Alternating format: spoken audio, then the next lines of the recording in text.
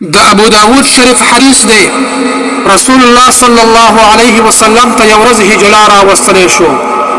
کم چې په لاسونو او پښپو باندې بغیر د ضرورت نه نکریزې ښودوي نبی علیه الصلاة والسلام ورته وفرمایل ما بال هذا په ده څه شوي دي چې په خپل خپو او لاسونو باندې نکریزې ښودلي چا ورته وویل یا رسول الله یتشبه بالنساء ای د الله رسوله دې ځان د ښځو سره مشابه کړی دی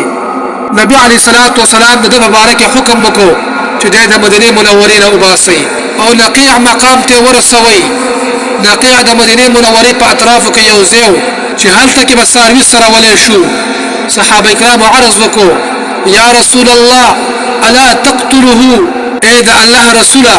آیا موږ دی ونه وجلو یعنې موږ ته دا اجازت راکړه چې دی د ښځو سره د مشابهت په وجه موږ قتل کړو نبی علیه الصلاة والسلام ورته وفرمایل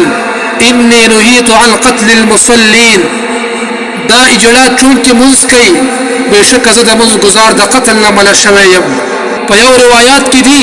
چې رسول الله صلی الله علیه وسلم صحابه کرامو ته د هجلاګانو په باره کې حکم وفرمایل اخرجوهم من بیوتکم تاسو دا مخنث یعنی ځان په زور باندې هجلا کوونکي خلک د خپل کورونو نه وباسئ